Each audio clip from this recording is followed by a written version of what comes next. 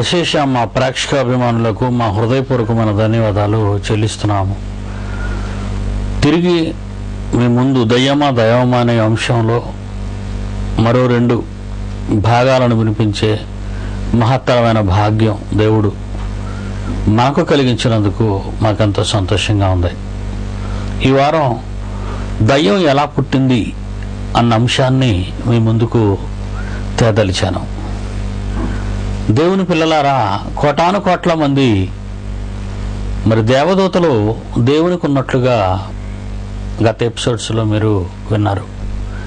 ఈ కోటాను కోట్ల మంది దేవదూతలు ఎన్ని కోట్ల సంవత్సరాల నుంచి మరి దేవుడు తన పరిచర్యకై వినియోగించుకొనుటకు మరి కలుగ చేశాడు అన్నది బైబిల్ నందు లేదు. కానీ చాలా కాలంగా, అంటే మానవుడు కూడా, దేవుని కుమారుడైన మానవుడు కూడా జనించకముందే దేవుడు ఈ కోటాను కోట్ల దేవదూతలను కలుగు చేశాడు అని సులువుగా చెప్పచ్చు.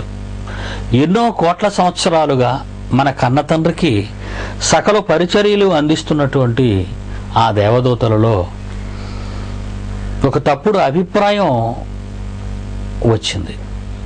అలా రావటానికి ప్రధాన కారణం, ఒంటరి అయిన దేవుడు ఒకప్పుడు ఈ దూతలు లేనప్పుడు, పరలోకంలో యేసుక్రీస్తు పరిశుద్ధాత్మ దేవుడు కూడా లేనప్పుడు, ఈ మహాకర్షక శక్తి అయినటువంటి దేవుడు పరలోకపు తండ్రి ఒంటరిగా ఉన్నప్పుడు, ఆ ఒంటరితనాన్ని భరించలేని మన కన్న తండ్రి మరి అనేక మంది కుమారులు కావాలన్న ఆయన కోరిక, దానికి ఫలితంగానే దేవునికి ఎంతోమంది కుమారులు కావాలన్న ఆశ ఉన్నట్లు మరి మానవ జన్మ రహస్యం అనే ఆ అంశం మీద మాట్లాడినప్పుడు ఎఫ్సి పత్రిక 1వ అధ్యాయం 4 నుంచి 6 వరకు మీకు చెప్పాను. జగత్తు పునాది వేయబడక మునుపే, లోకాలు పుట్టక ముందే తన కోసం పిల్లలు కావాలి అని దేవుడు అనుకున్నాడు అని అందు రాయబడింది. అయితే అప్పటికే కోటాను కోట్ల సంవత్సరాలుగా దేవునికి సకల పరిచర్యలు అందిస్తున్న దేవదూతలు మరి ఈ విషయమై ఏమనుకుంటూ ఉంటారో మీరు ఒక్కసారి ఆలోచించండి. ఎన్నో కోట్ల సంవత్సరాలుగా సకల పరిచర్యలు సర్వేశ్వరునిగా అందిస్తున్న మనం ఈరోజు ఒక విచిత్రమైన మాట మన తండ్రి నుండి విన్నాం. అది మరి దేవదూతల్లో ఎవరికి ఆయన మహాలోకం, ఆయనున్న ఈ లోకం, ఆయన కూర్చున్న సింహాసనం ఇవ్వటానికి ఇష్టపడలేనట్టుగానే బైబిల్లో మనకు కనబడుతుంది. హెబ్రీ పత్రిక 2వ అధ్యాయము 5వ వచనాన్ని కానీ మనం ఆలోచించగలిగితే, హెబ్రీ పత్రిక 2వ అధ్యాయము 5వ వచనాన్ని కానీ ఒకవేళ మనం ఆలోచించగలిగితే, మనము మాట్లాడుచున్న రాబో లోకమును ఆయన దేవదూతలకు లోపరచలేదు అని వ్రాయబడింది. అంటే దేవుడున్న ఆ మహాలోకం, దేవుడున్న ఆ మహాసింహాసనం దేవదూతలకు ఇవ్వటానికి దేవుడికి ఇష్టం లేదు గనుకనే ఈ పత్రికలో, ఈ వచనంలో మనము మాట్లాడుచున్న రాబో లోకమును ఆయన దేవదూతలకు లోపరచలేదు అని అంటున్నాడు. ఇకపోతే రాబోయే తన కుమారులకు ఏమి ఇవ్వదలుచుకున్నాడో అని ఒకవేళ మనం ఆలోచించి మరి 1 యోహాను పత్రిక 5వ అధ్యాయము 4వ వచనాన్ని పరిశీలించగలిగితే, 1 యోహానులో 5వ అధ్యాయం 4వ వచనాన్ని మనం పరిశీలిస్తే, దేవుని మూలముగా పుట్టిన వారందరూ లోకమును జయించుదురు అని వ్రాయబడింది. దేవుని మూలముగా పుట్టిన వారందరూ లోకమును జయించుదురు అంటున్నాడు. దేవుని మూలముగా పుట్టిన వారెవరు? దేవుని కుమారులు, దేవుని పిల్లలు, అంటే మనమే. దేవుని మూలముగా పుట్టిన వారు లోకాన్ని జయిస్తే వాళ్ళకొచ్చే భాగ్యం ఏంటా, వాళ్ళకొచ్చే గొప్పతనం ఏంటి అని ఒకవేళ మనం అనుకుంటే, బైబిల్లో మరో చక్కటి పదం ప్రకటన గ్రంథం 3వ అధ్యాయం 21వ వచనంలో రాయబడింది. అదేంటంటే, ఈ ప్రకటన 3:21లో యేసుక్రీస్తు అంటున్నాడు, నేను లోకమును లేదా సైతాన్ను, లోకంలో ఉన్న సైతాన్ను జయించి, మరి సాతాను యేసుక్రీస్తు దగ్గరకు వచ్చి ఈ లోకాధికారం అంతయు నాకు అప్పగింపబడి ఉన్నది అని గత ఎపిసోడ్స్లో మీరు చూశారు. అలాంటి సైతాను యేసుక్రీస్తు దగ్గరికి వచ్చేటంది, ఈ లోకం నాది అని అన్నప్పుడు ఆ లోకాన్ని జయించగలిగే మొనగాడే, ఆ సైతానుని జయించగలిగిన వీరుడే, పరాక్రమవంతుడే దేవునికి కుమారుడు అని అర్థం.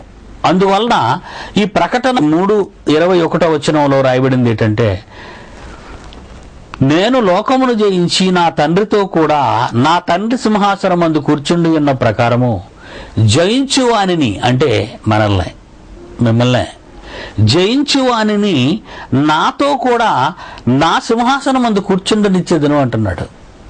అంటే తండ్రి సింహాసనం మీద సాతానును జయించిన యేసుక్రీస్తు ఏ రకంగా కూర్చున్నాడో, అదేవిధంగా అదే సాతానును, ప్రపంచాన్ని పట్టి పీడిస్తున్న దయాన్ని, లోకాన్ని మరి జయించగలిగినటువంటి వానికి తండ్రి సింహాసనం మీద కూర్చుండబెడతాను అన్నాడు. అంటే ఈ రెండు వాక్యాలలో మొదటి యోహాను 5:4 రాయబడినట్టు లోకాన్ని జయించిన వారు, ప్రకటన 3:21 రాయబడిన సాతానును జయించిన వారు, వీళ్ళకి తండ్రి సింహాసనమే, సాక్షాత్తు మన కన్న తండ్రి కూర్చున్న సింహాసనమే ఇస్తాను అంటున్నాడు. ఆ కుర్చీ మీద కూర్చోబెడతాను అంటున్నాడు. మహాలోకాలను పరిపాలించగలిగే మహాసింహాసనాన్నే తన గర్భవాసం నుండి వచ్చిన మనకు ఇవ్వాలని కన్న తండ్రి అనుకున్నప్పుడు ఆ మహాలోకాన్ని దేవదూతలకు లోపరచలేదు అనే పదం హెబ్రీ పత్రిక 2:5 రాయబడినట్టుగా మీరు చదివారు. ఇకపోతే మన విషయానికి వస్తే ఒక మాట అంటున్నాడు దేవుడు. యేసుక్రీస్తు మనకు అన్నయ్య, అందరికీ తెలుసు. ఆయన కుమారులందరిలో జ్యేష్ఠుడు ఆయన. కనుక ఆ యేసును గూర్చి, లేక నీ గూర్చి, నా గూర్చి బైబిల్లో రాయబడిన ఒక అపూర్వమైన మాట హెబ్రీ పత్రిక 1:5-6 చూస్తే మీకు అర్థమవుతుంది. హెబ్రీ పత్రిక 1:5-6 మీరు చూస్తే, నీవు నా కుమారుడవు, నేను నిన్ను కని ఉన్నాను అంటున్నాడు. నీవు నా కుమారుడవు, నేను నిన్ను కని ఉన్నాను. నేను ఆయనకు తండ్రినై ఇందును, ఆయన నాకు కుమారుడై ఇండును. నేను ఆయనకు తండ్రినై ఇందును, ఆయన నాకు కుమారుడై ఇండును అని ఈ మాటలో దూతలలో ఎవనితోనైనను ఎప్పుడైనను చెప్పానా అంటున్నాడు. మీకేమైనా తెలుసా? మనకేం తెలుసు అంటే, జగత్తు కలిగిన తరువాత జన్మించిన మనకు, జగత్తు కలుగుక ముందు ఎన్నో వందల కోట్ల సంవత్సరాల క్రితం దేవుని ఆలోచనలు మనకు తెలియవు. ఇక్కడ అంటున్నాడు, నీవు నా కుమారుడవు, నేను నిన్ను కని ఉన్నాను, నేను నీకు తండ్రిని, నువ్వు నాకు కుమారుడవు అని అంటూ ఈ మాటలు దూతలలో ఎవరితోనైనాను ఎప్పుడైనాను నేను చెప్పలేదు అంటున్నాడు. మరియు ఆయన భూలోకమునకు, అనగా ఈ లోకానికి యేసుక్రీస్తుని రెండవ రాకడ అంటున్నాం చూసారు, ఆ రెండవసారి రప్పించినప్పుడు ఈ దేవుని దూతలందరూ, కోటాను కోట్ల మంది ఉన్న ఈ దేవుని దూతలందరూ ఆయనకు నమస్కారం చేయవాలని చెప్పుచున్నాడు. మన అన్నయ్యకు దేవుని పిల్లలకట, దేవుని కుమారునికట వాడు నమస్కరించాలి అంటున్నాడు. దేవుని కుమారులకు దేవదూతలు నమస్కరించాలి అంటున్నాడు. కానీ 7-8 వచనాల్లో, ఈ హెబ్రీ పత్రిక 1 తరువాత 7-8 వచనాల్లో అంటున్నాడు, కుమారుడు సింహాసనాసీనుడై అంటున్నాడు. కుమారుడు సింహాసనాసీనుడై రాజదండముతో పరిపాలన జరిగించవాలని, కుమారులైతే సింహాసనం మీద కూర్చొని మహాలోకాన్ని స్వాధీనపరచుకొని రాజదండముతో పరిపాలన సాగించాలని కోరుకోగా, దూతలైతే సకల పరిచర్యలు చేయవలెనని తండ్రి ఆజ్ఞగా వ్రాయబడినది. ఈ కోటాను కోట్ల మంది దేవదూతలు మనకంటే ముందు పుట్టినవారు, మనకంటే ముందు చేయబడినవారు అనే పదం రైటు. ఎందుకంటే వీళ్ళు సేవకులు అంటున్నారు వీళ్ళని. కుమారులు వేరు, సేవకులు వేరు. మన ఇండ్లలో పని చేస్తున్నప్పుడు చాలామంది పని వాళ్ళని మనం పెట్టుకుంటాం, వాళ్ళు సేవకులు మాత్రమే. కానీ మన గర్భవాసం నుండి పుట్టినవారు, వాళ్ళు మనకు పిల్లలు. మన రక్తాన పుట్టిన వాళ్ళు, మన ఆస్తికి వారసులు వాళ్ళు. కొంతకాలం పని చేయటానికి నియమించబడిన వారు వారసులు ఎలాగో కాలేరో, కోటాను కోట్ల మంది దేవదూతలు కూడా వారసులు కాలేరు ఆ సింహాసనానికి, ఆ మహాలోకానికి. అందుకే వాడు పరిచర్యలు చేయటానికి మాత్రమే.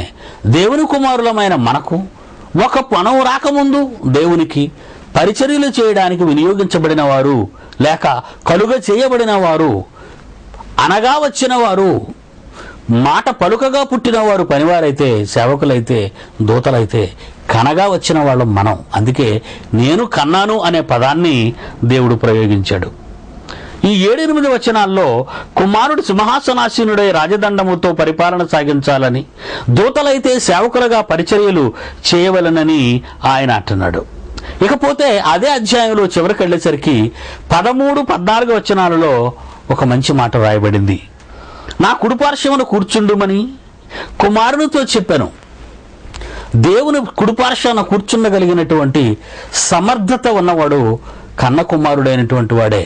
కనుక కుమారునితో నా కుడి ప్రక్కన కూర్చో అన్న ఈ తండ్రి ఈ మాట దూతలతో ఎప్పుడైనా చెప్పానా అని ప్రశ్నిస్తున్నాడు. ఆయన ప్రక్కన కూర్చోలేరు వీళ్ళు. మీకు తెలుసు కదా బైబిల్. ఆయన మహాసింహాసనం మీద కూర్చున్నప్పుడు యెషయా 6వ అధ్యాయం అండి. దూతలు 2 రెక్కలతో తమ ముఖాన్ని 2 రెక్కలతో తమ శరీరాన్ని కప్పుకొని ఆయన ముందు నిలుచోటానికి కూడా అవకాశం లేక 2 రెక్కలతో ఎగురుతూ యెహోవా పరిశుద్ధుడు పరిశుద్ధుడు పరిశుద్ధుడు అని గాన ప్రతిగానాలు చేయవలసినటువంటి ఈ సేవకులు ఆయన ముందు కూర్చునే అధికారం కూడా లేదు వాళ్ళకి. అంటే వాళ్ళని ఏ స్థితిలో ఉంచాడు, మనల్ని ఏ స్థితిలో ఉంచబోతున్నాడు అనేది మీకు తెలియటానికే ఈ విషయాన్ని మీకు చెబుతున్నాను. అందుకే నా కుడిపార్శ్వమును కూర్చుండమని కుమారునితో అన్న దేవుడు ఈ దూతలతో ఎప్పుడు ఈ మాట చెప్పలేదని, రక్షణయను స్వాస్థ్యము పొందబోయే మనకి కుమారులకి రక్షణయను స్వాస్థ్యము దేవుడు కలుగజేసే ఆ మహాలోకాన్ని స్వతంత్రించుకునే మనం, ఆ మహాసింహాసనానికి వారసులమైన మనకు పరిచారము చేయుటకై పంపబడిన సేవకులైన ఆత్మలు అంటున్నాడు. చూడండి, అక్కడ వీళ్ళట సేవకులైన ఆత్మలు అంటున్నాడు. వీళ్ళు సేవకులైన ఆత్మలు, సేవకులైన ఆత్మలు. కోట్ల మంది దేవదూతలు మనకు సేవకులుగా ఉంటే నిజంగా మనం కుమారులం. అంటే ఒక రాజుకు కుమారులం కాదు, ఒక చక్రవర్తికి కుమారులం కాదు, ఒక అధికారికి కుమారులం కాదు, ఒక ప్రధానమంత్రికి కుమారులం కాదు. సాక్షాత్తు సర్వేశ్వరుడైన దేవునికే కుమారులం అన్న మాట బైబిలు నందు లిఖింపబడుట ఎంత సంతోషకరమైన మాటో మీరు ఆలోచించండి. కనుక ఈ మాట ఎలా అనిపించిందంటే దేవదూతల్లో కలవరం పుట్టింది. ఈ మాట జగత్తు పునాది వేయబడక మునిపే నాకు కుమారులు కావాలి అని అనుకున్నప్పుడే దేవుడు దేవదూతలకు చెప్పి ఉండాలి. అప్పుడే దేవదూతల్లో కలవరం బయలుదేరింది. ఎన్నో వందల కోట్ల సంవత్సరాలుగా దేవుడైన ప్రభువైన ఈయనకు మనం సకల పరిచర్యలు అందిస్తుంటే జగత్తు పునాది వేయబడిన తరువాత తనకు పిల్లలు పుట్టుకు వస్తూ ఆ పిల్లలు ఒకవేళ ఈ మహాలోకానికి వస్తే వాళ్ళని సింహాసనం మీద కూర్చుండబెడతాడట, ఈ మహాలోకాన్ని వాళ్ళకి లోపరుస్తాడట. ఇంతకాలం మనం నమ్మకంగా ఉండి మనం సాధించిందేంటి? ఇంతకాలం ఇన్ని వందల కోట్ల సంవత్సరాలు ఈ ప్రభువులకు మనం సపర్యలు చేసి మనం సాధించేది ఏంటి అని వాళ్ళలో కలవరం బయలుదేరింది. ఆ కలవరపు ఫలితమే గత ఎపిసోడ్స్లో మీరు విన్నారు, మహాయుద్ధం పరలోకంలో జరిగింది. ఆ యుద్ధంలో దేవుని సైన్యాలు, దయ్యం సైన్యాలు యుద్ధానికి తలపడ్డాయి. పరలోకంలో ఉండటానికి వాటికి స్థలం లేకపోయింది, భూలోకం మీదకి వచ్చాయని ప్రకటన గ్రంథం 12 వచనంలో చక్కగా వ్రాయబడింది. ప్రకటన గ్రంథం 12 భూమి మీకు శ్రమ, అపవాది తనకు సమయము కొంచెమే అని తెలుసుకొని బహు క్రోధము గలవాడే మీ యుద్ధకు దిగివచ్చి ఉన్నాడు అన్నాడు. అంటే అపవాదికి సమయం నియమించబడిందని, ఇక దాని వినాశనాన్ని అదే కొని తెచ్చుకుందని, ప్రభువుల మీద తిరుగుబాటు చేసిందని, తండ్రి మీద తిరుగుబాటు చేశాయనే కారణంతో దేవుడు దానిని కిందికి తోసేసినట్టుగా కనబడుతుంది. తేజో నక్షత్రమా, వేకువ చుక్క, నీవెట్లు ఆకాశము నుండి పడితే అన్న మాట మీరు విన్నారు. అదే దెయ్యం. ఒకప్పుడు దేవునికి సకల పరిచర్యలు అందించిన ఈ దెయ్యం దేవదూత, ఒకనాటి దేవదూతే దెయ్యంగా మారిపోయింది.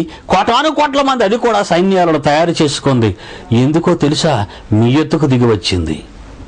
మన యొద్దకు దయ్యం ఎందుకు దిగి వచ్చిందో అని ఒక్క మాట మీరు ఆలోచించగలిగితే, ఏ తండ్రి అయితే తన కుమారులకు సింహాసనం ఇవ్వదలుచుకున్నాడో, ఏ తండ్రి అయితే ఆ మహాలోకాన్ని తన కుమారులకు ఇవ్వదలుచుకున్నాడో, ఆ పిల్లలనే నా యొద్దకు రప్పించుకొని నా చేతులలో, నా గుప్పెట్లో పెట్టుకొని ఆ తండ్రికి కడుపు కోత విధించాలి.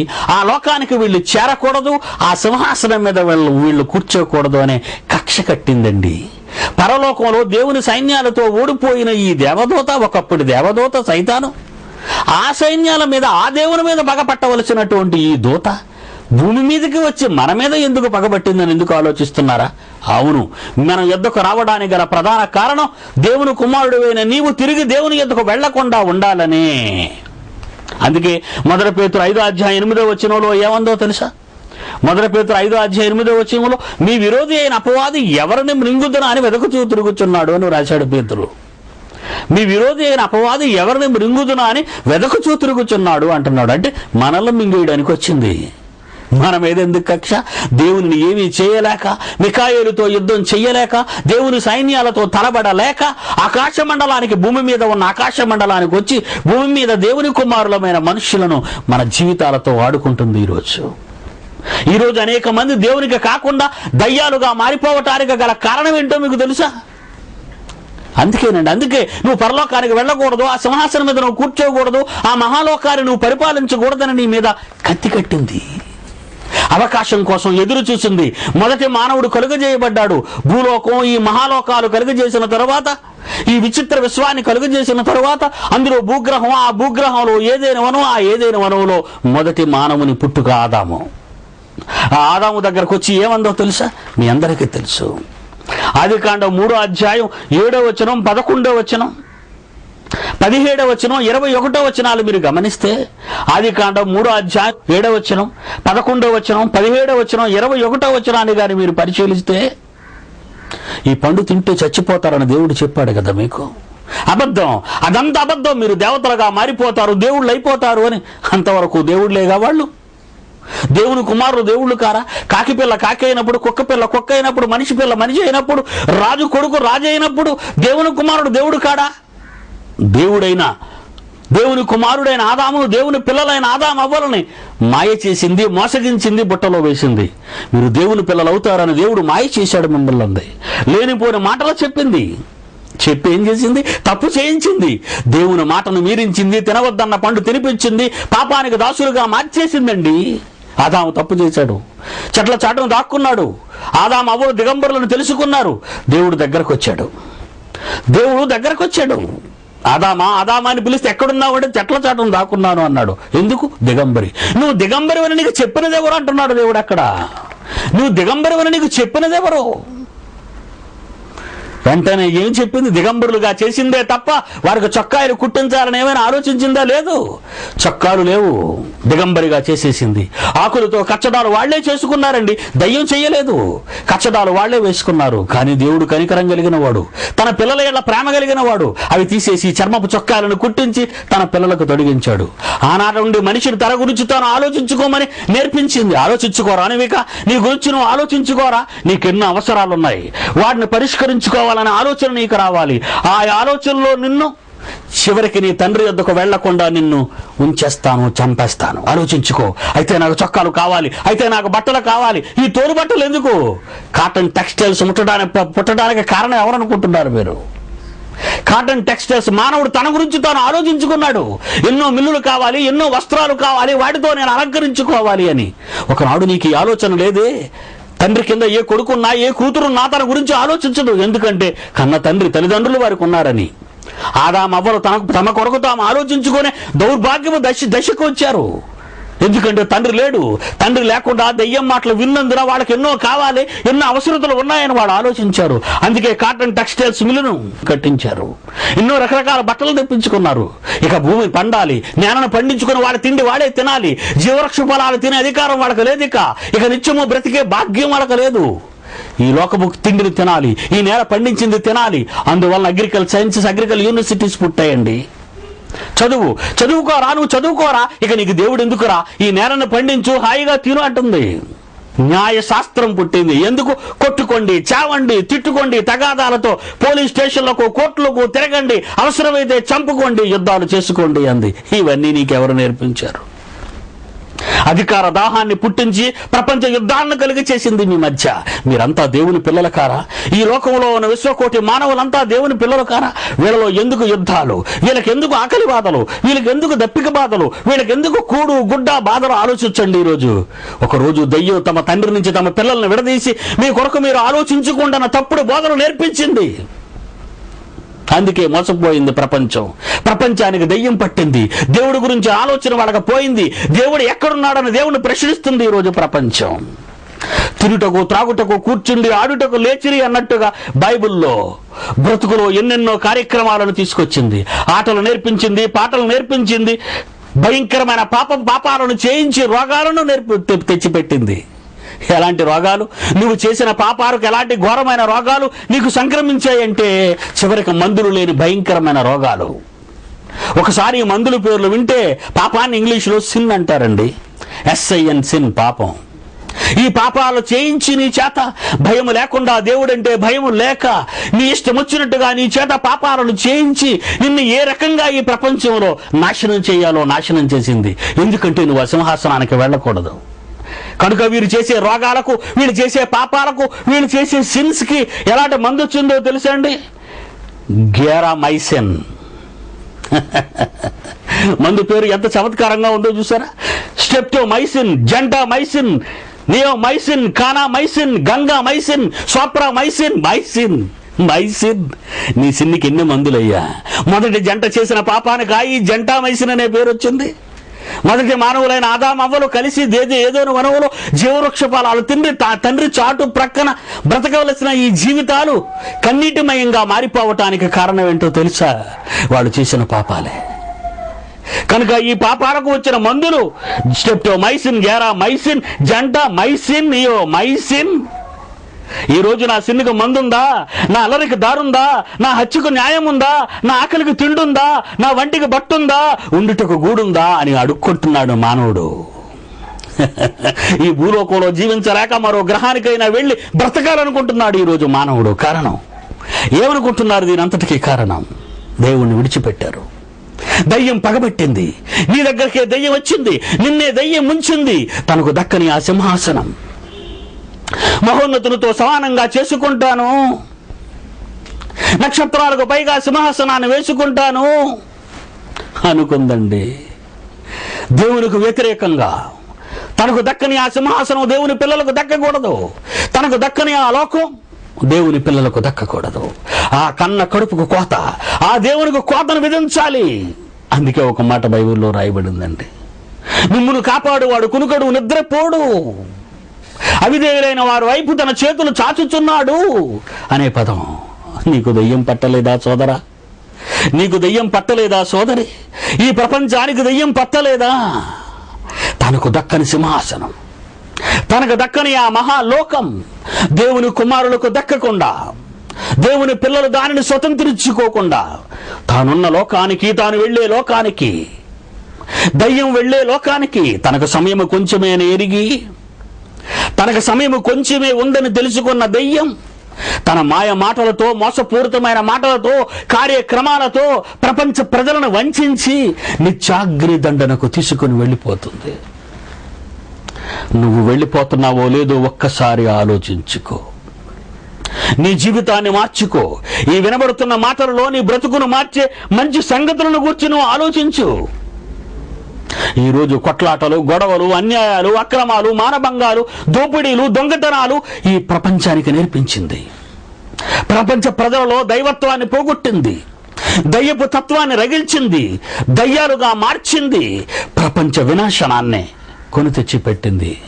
దేవుడు సృష్టించిన ఈ మహాలోకాన్ని మండించే మారణాయుధాలు నీ చేతే చేయించింది. నీవున్న లోకానికి నిప్పు పెట్టింది. నీవున్న ఈ లోకాన్ని నీ చేతే రగిల్పించడానికి సిద్ధపడింది. నీ చేత అగ్గి పెట్టించబోతుంది. ఈ భూమి మీద నీవు ఉండకపోతే, ఆ మహాలోకానికి నువ్వు వెళ్ళకపోతే, ఇక నువ్వు పోయే చోటేదో తెలుసా సోదరా సోదరి? నిత్యాగ్ని దండన. ఈ దయ్యము నీ మీద పగబట్టింది, లోకాన్ని వంచింది. దేవునితో విరోధాన్ని తెచ్చుకున్న ఈ దయ్యము దేవుని మీద తిరుగుబాటు చెయ్యలేక, దేవునిపై కక్ష సాధించలేక, దేవుని పిల్లలైన మనపైకి వచ్చి మనల్ని మోసగించింది. ఈ దెయ్యం ఎలా నాశనం అవుతుందో, ఈ దెయ్యం చావు దేనిలో ఉందో వచ్చే వారం మాట్లాడుకుందాం. సెలవు.